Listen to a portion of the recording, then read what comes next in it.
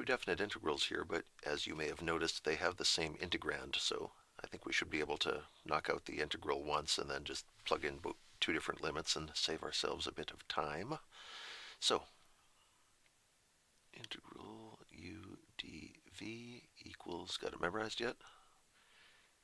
It's on your formula sheet, so you never have to, but it might save you a bit of time and make you more efficient if you have it in your head.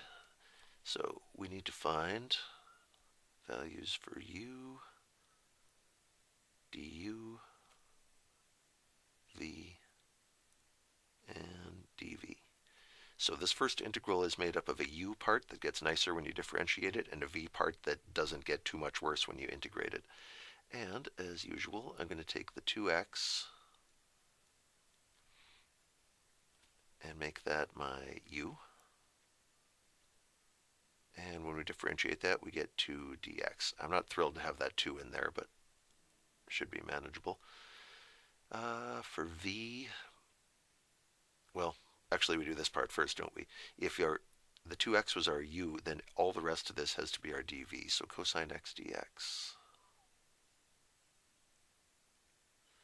And the antiderivative of that is simply sine x. So let's see what that gives us for our new integral. We get uv. There's u. V is sine x minus integral v. And du is 2 dx. So there's a 2, which I'm going to put outside because I like to keep things neat inside my integrals.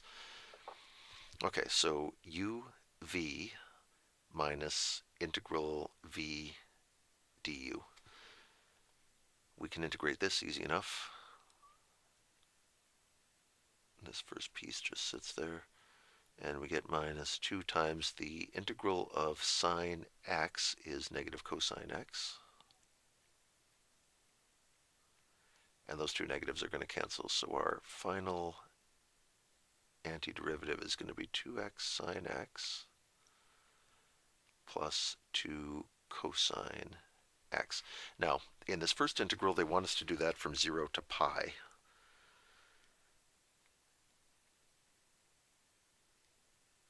So 2 times pi times the sine of pi is 0, so that entire first term is going to vanish. Cosine pi is minus 1, so 2 times minus 1 is minus 2. Now we plug 0 into it. 2 times 0, boom, that term vanishes again. And cosine 0 is 1. 2 times 1 is 2. Negative 2 minus another 2 comes out to negative 4. So that's the integral for part E here, from the integral from 0 to pi.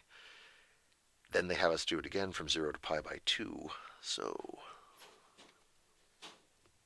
same antiderivative. We still have 2x sine x. I'll write that out again.